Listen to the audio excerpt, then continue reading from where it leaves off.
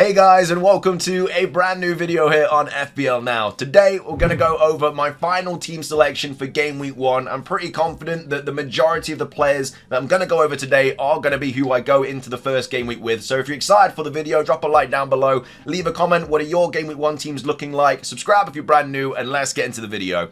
So, starting things off, my team has changed a lot. I've kind of gone against everything that I've really spoken about over the last couple of weeks in terms of like big at the back and stuff like that. But either way, we'll go over the goalkeeper and the defenders first. So I've got Henderson in goal, who's got Brentford away. I would love to be able to upgrade to Raya, and I'll go over that a little bit more in detail later on in the video. But it is a possibility. It's just going to hurt my team a little bit more. But I don't think Henderson's a bad option. Again, I'd like to go with a Forest goalkeeper, but I'm just not confident on who our number one's going to be. And I mean, Henderson isn't 100% guaranteed, but it's looking very, very likely. They've got some nice fixtures as well, you know, with Brentford away, West Ham at home. Obviously, the Chelsea away fixture isn't ideal, but then they've got Leicester at home. And again, if I did go with Raya, it's not like they even have great fixtures. Obviously, the Wolves at home fixture is really nice, game week 1, and they've got Brighton at home game week 3, but that's also sandwiched between Villa away, Spurs away, and then City away. So it's not really, and that's why I've not gone with an Arsenal defender as well. They've got some nice fixtures, but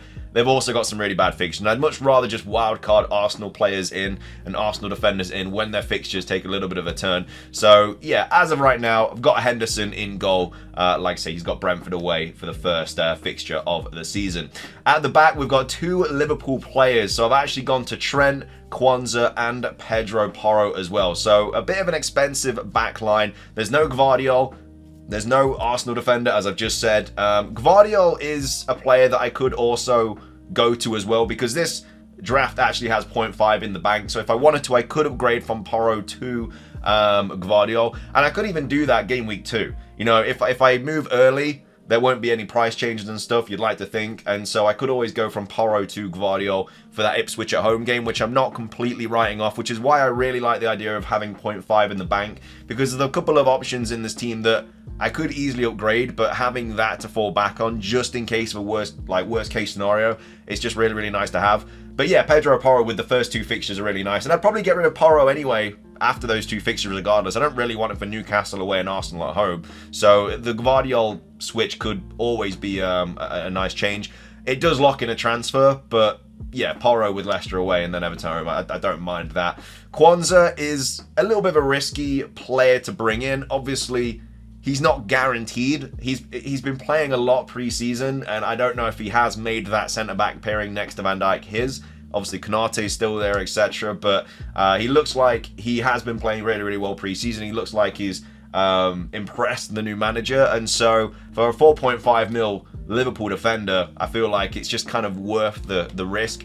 And even if he doesn't play, I have 4.5 mil defenders on the bank to kind of on the bench to bring in regardless. And then obviously I'll just get rid of Kwanzaa. But with Ipswich away first game week, and then obviously like Brentford, Forest, Bournemouth, like with the fixtures that Liverpool have got, I don't really know another time of the season where I'm going to want to own, you know, this many Liverpool players. Maybe obviously game week 18, because I've got Leicester, West Ham, Forest, Brentford, Ipswich, Bournemouth. But for as of right now, they've got Ipswich, Brentford, Forest, Bournemouth, Wolves, Palace. You know, even Man United away. You know, Liverpool do usually like playing Man United away. And then obviously you can always wildcard them out around game week 8 when they've got Chelsea, Arsenal, Villa and stuff coming up. So it might be worth the chance, because I just think that under slot they have been really, really good at the back, so I don't mind having Kwanzaa in. And again, worst case scenario, somebody like Mikalenko comes off the bench instead. And then also I've gone for Trent. Just the fact that he's the cheapest that he's ever been, I think, or at least one of the cheaper prices that he's ever been. And I know obviously the whole idea of if, you know, your defender concedes, then they're very unlikely to get on the bonus point system and stuff. But I just think that with not having them, it doesn't really upgrade my team that much. Like my team, like midfield and forwards, look very, very good, and it allows me to also have Trent and Porro at the back as well. So yeah, I think this is the defense that I'm going to go with. Like I say, Arsenal defenders are not something that I really want to get involved with this early on in the season, just because of the fixtures. And if I want to bring Gvardiol in for that Ipswich at home fixture, and then obviously West Ham away and then Brentford at home, I can always upgrade Porro to that because I have 0.5 in the bank. It's not like I have to rip my team apart to enable me to do that. So that's the back line and the goalkeeper. In midfield, we've got Diogo Jota. So I've got 3 Liverpool players going into game week 1, which again, I'm fine with. As I've just said, the fixtures are so good for Liverpool. Jota's had such a good preseason. I just need him to play. Obviously, if he doesn't play, I do have that 0.5 in the bank where I can change him to an Anthony Gordon. I can change him to somebody else up to 8 mil, down to, I could even downgrade him to a Gibbs White or somebody like that if I really, really wanted to. But I'm confident that he will play, and I feel like for the start of the season he'll play, you know, and I feel like personally, I mean, I'm not a Liverpool fan. I don't know the ins and outs of the Liverpool team, but personally, I think it's going to be Salah, Jota, and Diaz maybe starting, and then obviously like Kwanzaa also starting as well at the back, but we'll have to wait and see. But yeah, I've gone Jota, but again, if that kind of blows up in my face, I do have that 0.5 to kind of rescue me and upgrade to somebody else or downgrade to somebody else. Eze, who, like I say, has been in my team since day one. I just cannot see myself going into the season without Eze. On penalties, 7 million, absolute bargain in my opinion, especially with how good Crystal Palace have been under their new manager as well. So absolutely fine with that. I've also got Nkunku. Again, I think he's going to be one of the better options to own this season. Obviously, there's a lot of Chelsea forwards that have been brought in. Pedro Neto, João Felix is looking like he might sign. Obviously, you've already got Palmer. You've already got Jackson, players like this. But I think Nkunku he just brings something different to the team. And with that green sea of fixtures, I need a Chelsea attacker. And yeah, the fact that I've only got 1 Chelsea player on my team, even with how good the fixtures are, I think Nkunku will be enough. Obviously, he's not going to cover Palmer. He's not going to be on penalties and stuff like that. But for 6.5 mil, I think he could be an absolute bargain this season as long as he stays fit. And then also got Saka as well. Like I say, the fixtures aren't great from a defensive standpoint, but from an attacking standpoint, I don't mind owning Saka. And again, I have 0.5. I could upgrade to Son if I wanted to. But I just don't think it's relatively worth it because I don't really want a lot of Spurs players for when... I mean, Leicester's obviously a great fixture, but Everton, you know, they are very good defensively. They got the 2nd most clean sheets last season, and I don't think it's a fixture that you should be like thinking, oh, all my Spurs players are going to do really, really well. Which is another reason I've not gone for Solanke as well. But either way, could go Son if I really wanted to, but that's just the midfield right now. So Jota, Eze, Nkunku, and Saka. And then up top, we've gone João Pedro, Haaland, and Isak. Again, Haaland and Isak are just kind of guaranteed for this team now as well. Can't see myself going without either of those. João Pedro, again, another little bit of a minutes risk, but he has been playing a lot preseason. He's been playing well preseason. He's on penalties, and if his minutes are good, for 5.5, it's an absolute bargain.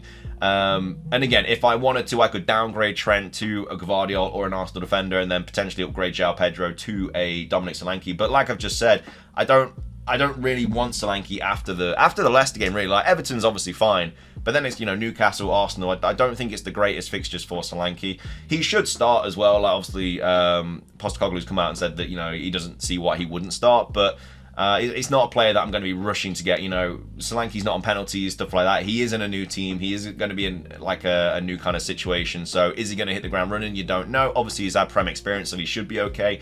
But yeah, for João Pedro, Everton away, obviously, it's a tough fixture, as I've just said. But for 5.5 mil and on penalties, yeah, Man United at home and then Arsenal away. But then obviously we've got the Ipswich and the Forest game. And I do have, obviously, on my bench, Smith Rowe, who...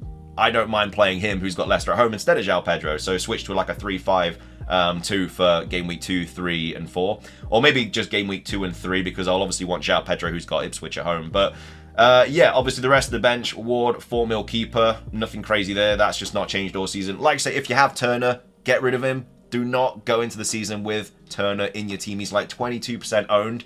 He's not going to play. I think he's going to be Forest like 4th, maybe 3rd or 4th starting goalkeeper. All that's going to happen is people are going to start getting rid of him, and he's just going to lose your money. Do not go into the season with Turner. That is your PSA.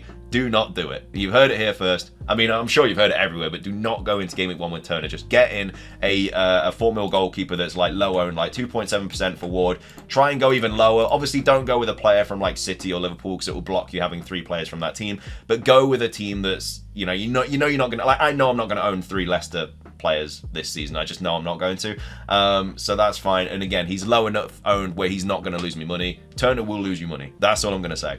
And I've also gone Smith Rowe as well, 5.5 mil. Mikolenko, 4.5, and then obviously Johnson as well. I could upgrade Johnson to another 4.5 mil defender just to give a bit more strength, but I know that Johnson will play. He's only 4 mil, and he's probably one of the better 4 mil players to own as well, because obviously with Barco, however you pronounce his name, it's not guaranteed that he's going to be starting and stuff like that. And I know a couple of my players aren't guaranteed. Like Kwanzaa's not guaranteed, Diogo Jota's not guaranteed, you know, João Pedro's not guaranteed. I guess Nkunku's not guaranteed, which is obviously risky. But I feel like they will get enough minutes to warrant me bringing them in.